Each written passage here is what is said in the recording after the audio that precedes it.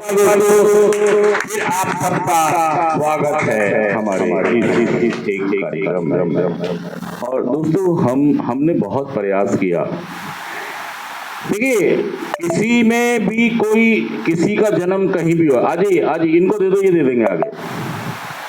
लो, वो भी देख रहा है, देख भाई साहब इसको दे दो, आप लेके बैठे रहो ट्रे। और किसी का जन्म कहीं भी हुआ, किसी का जन्म कहीं भी हुआ हो, लेकिन हमारी जिम्मेदारी बनती है कि जिस परिवार में मेरा जन्म हुआ है, उस परिवार को मैंने क्या करना है,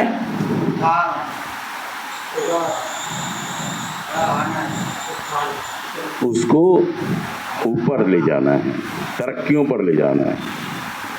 ना कि चाहे कोई इंसान झुग्गियों में पैदा हुआ है, चाहे कोई इंसान, अगर उसकी हरकतें, एटीट्यूड, उसकी सोच समझ अच्छी नहीं रही तो उसका पतन होना। पतन का मतलब होता है बिखराव, बिखर जाना,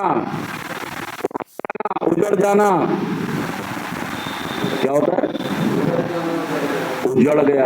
ये आप सारे लोग भी उजड़ गए, सारे लोग भी ना। हमारी पढ़ाई रही, पढ़ाई से भी उजड़ गए, काम भी नहीं सीखा, काम भी नहीं सीखा, घर में पैसे भी ज्यादा नहीं है। जो मेरे पिताजी मेरे ऊपर 5 लाख रुपए लगा के, 20 लाख रुपए लगा के, और भाई साहब वो करेंगे भी नहीं, वो क्योंकि उन्होंने देख लिया ये आदमी तो,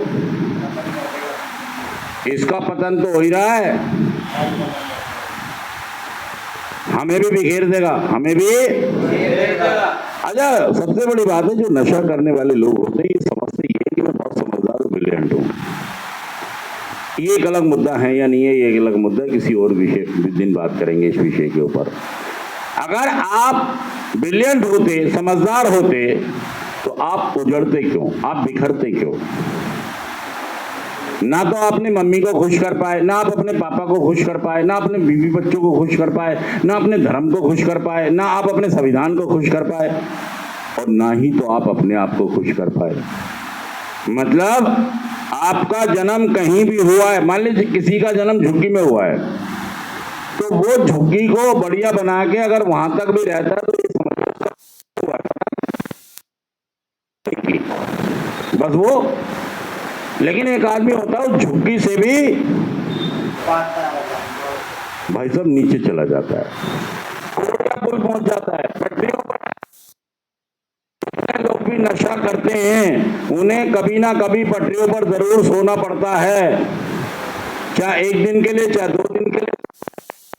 मुसीबत हो गई घर पे, घर से भागकर या गुस्से में भागा है, सच कहना झूठ कहना, बताइए बात। मतलब हमारा इतना पतन हो जाता है और हमें पता नहीं लगता कि हम अपनी जिंदगी को ठीक। अब तो आज का हमारा यही थॉट कह रहा है पतन और उत्थान। देखिए, आध्यात्मिक हम बिल्कुल आध्यात्मिक ग्रो नहीं करेंगे।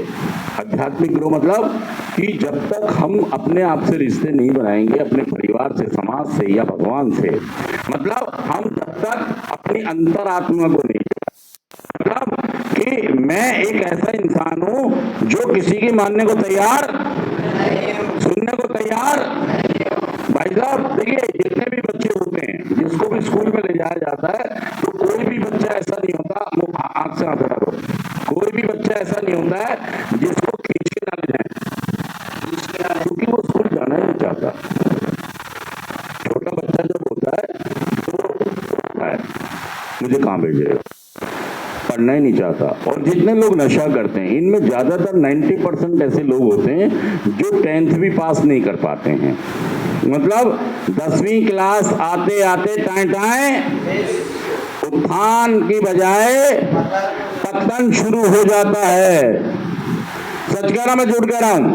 तो दोस्तों, इस बात को समझें कि उत्थान की बजाय मैं कहां चला गया हूं, पतन में चला गया हूं। और अगर मैं यहां से मैं उत्थान में जाना चाहता हूं, उत्थान में मतलब अगर मैं नशा मुक्त हो गया तो फिर